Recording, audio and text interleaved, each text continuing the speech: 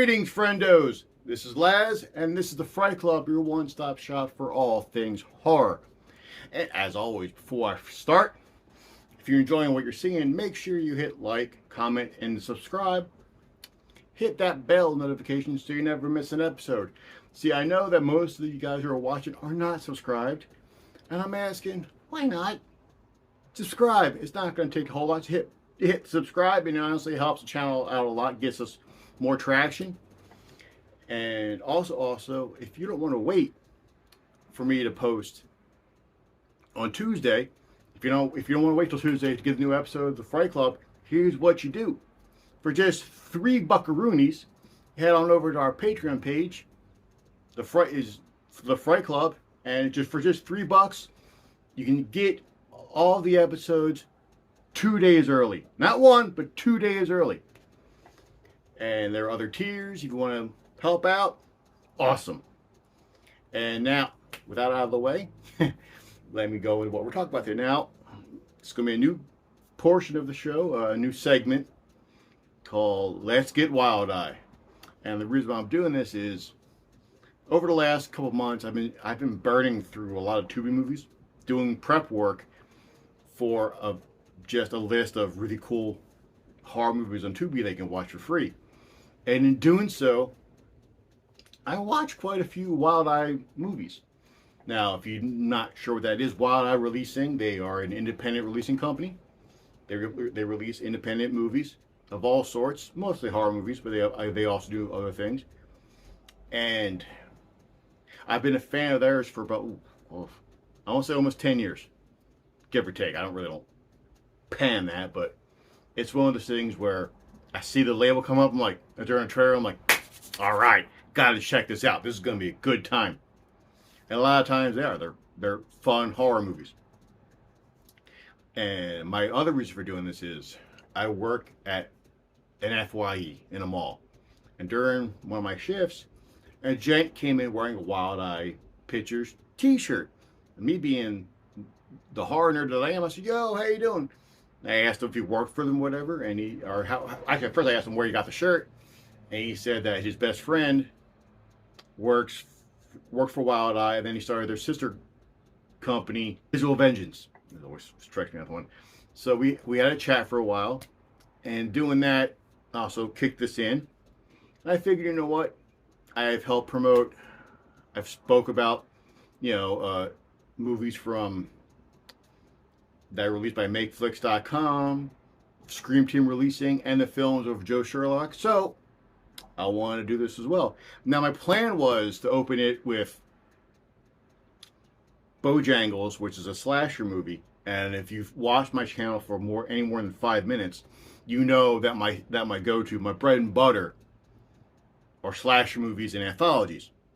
WildEye has both of those, but the one I decided to talk about today as my first review for WildEye Releasing is a movie called Animal Inside. It is also known as Betsy. If you want to look it up on IMDb, it's known as Betsy. But it's a werewolf movie with a really cool twist, so to speak. The movie is our main heroine, Betsy, played by Kelsey C. Miguel. She's in the city, and she gets attacked by some weird dude who bites the hell out of her neck. And she's found dying or what have you. And then so she moves to the country to live with her friend. Sorry, I looked down here.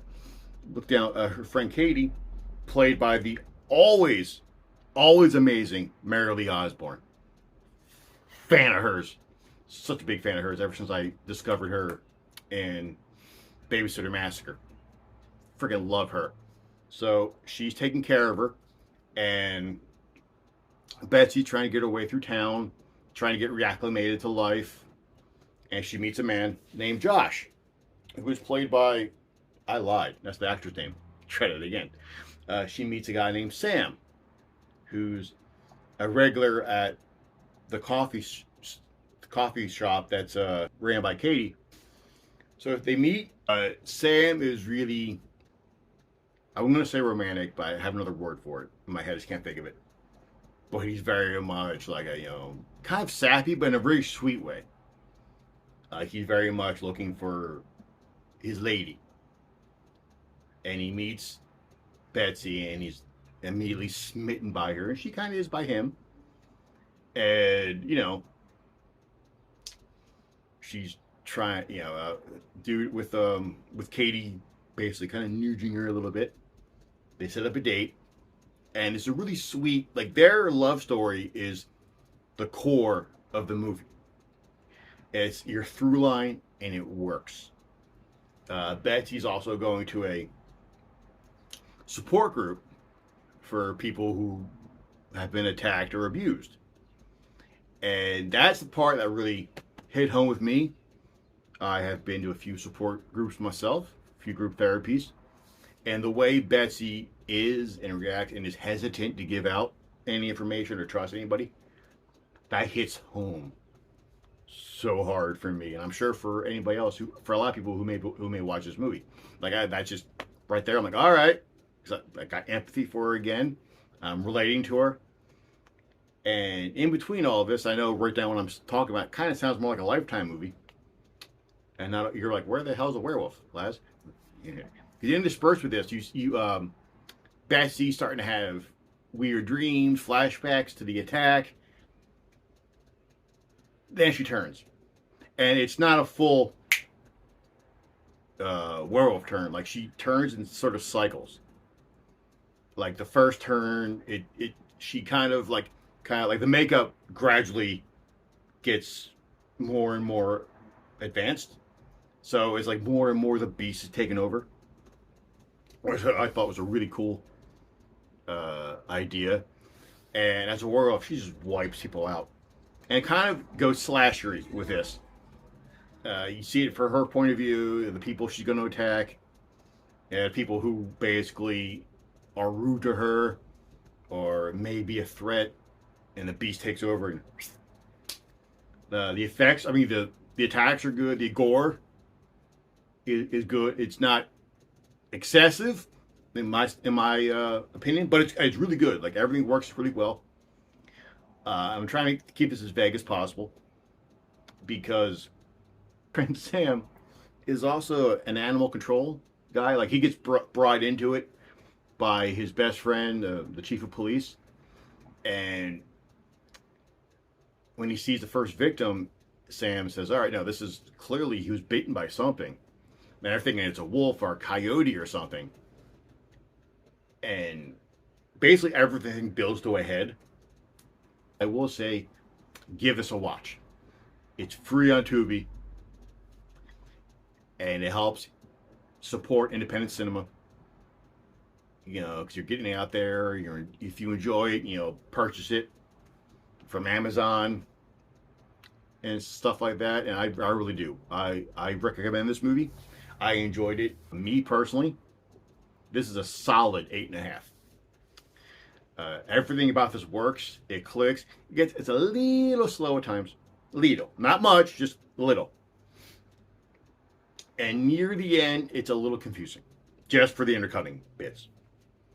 But it doesn't affect anything else. Like, all in all, great, fun. And one thing I found out while looking at IMDb, because I saw in the credits, my favorite actress now, Erin R. Ryan, who's in this movie, it says she's in this movie. I'm like, where? If it turns out when Betsy goes beast mode, she's played, but not by the actress, but she's played by Erin R. Ryan. I'm guessing because the wolf is topless. I'm guessing maybe the actress didn't want to go topless. I'm guessing. But it's really, again, well done. I highly, highly suggest this. And I think this is going to be a treat. I think this whole thing is going to be a treat. Keep an eye out for the next episode, because I will be reviewing Bojangles. And I just saw the trailer for Lizzie Borden's Revenge. I'm like, oh shoot, I have to watch this movie. Which I'm probably going to watch that tonight. Because it's a great line. So I will leave the trailer for both Betsy, the link for Betsy and Lizzie Borden's Revenge down below. Take a look at it. I'm also going to leave the link to the website for WildEye Releasing if you guys want to do any research, what have you. So that was it for this one. So that is all. Catch y'all next Tuesday. And until then, fellow fans, catch y'all in the Fright Zone.